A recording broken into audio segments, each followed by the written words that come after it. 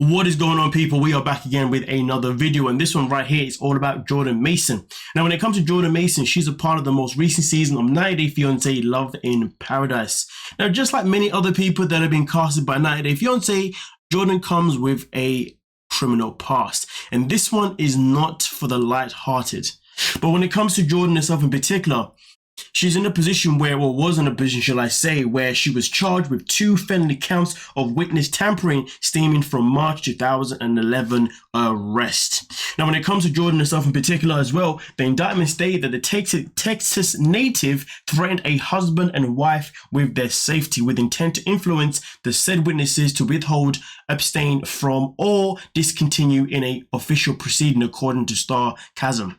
Now, also, it does continue by saying that the witnesses that Mason allegedly tampered with were victims of a frightening armed robbery, according to documents obtained by Sarcasm. A Texas couple listed a TV for sale on Craigslist and arranged with a prospective buyer at their home. While the wife stayed inside the residence, the husband arranged to meet with the buyer in the garage. Unfortunately, multiple men arrived in an SUV instead of a buyer. I mean, honestly, I actually feel so sorry for the 2 people that were involved, given the fact that all they were trying to do was sell a freaking TV, but instead they were stitched up for a freaking ambush. But to give you guys a little bit more detail on exactly how things went down, it does say here that as soon as the husband showed the men the television, one of the men pulled up a gun and pointed at the husband's head.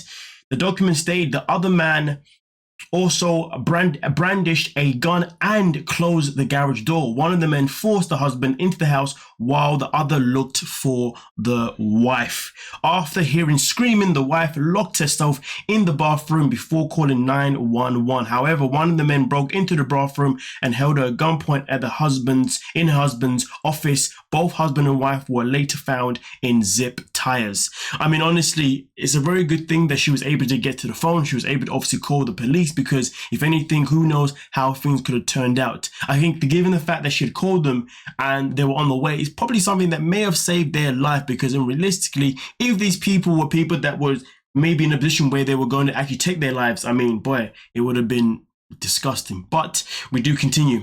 Suspect 1 received a phone call at this point, and he directed the caller to come round to the back. The report continued. The husband believed this meant there was more of them, and someone was going to drive around the back with a truck to take everything.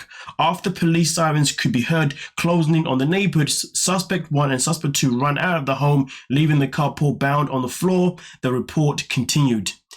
Now, also, just continue here by saying one of the suspects attempted to hide on a neighborhood's roof before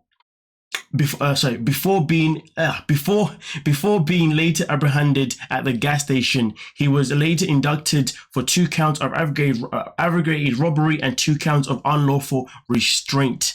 I mean, honestly, man, it is actually just so scary, the world that we live in, and that these things can actually happen, you know what I mean? So again, it's a good thing that the wife was able to get to the phone and obviously alert the authorities. Like I said before, if the authorities had never come, then that means these people would have stolen a whole lot much more, and you never know what damage they could have done to the victims themselves in particular.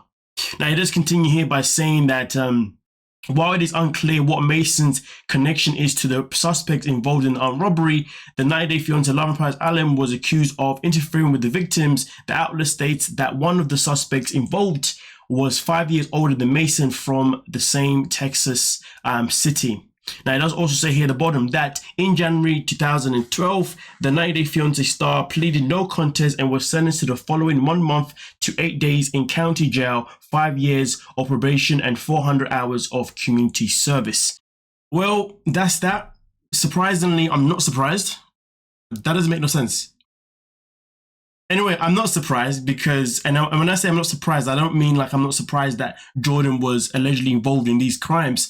I'm not surprised that TLC still accepted her to be on the show, because at the end of the day, they've always had people who have a criminal past to be eligible for the show. And I do wonder if TLC do believe, or should I say 90 Day Fiancé franchise, if they do believe that bringing someone or people with a past is going to be good TV, because they feel like those people are going to be guaranteed train wrecks.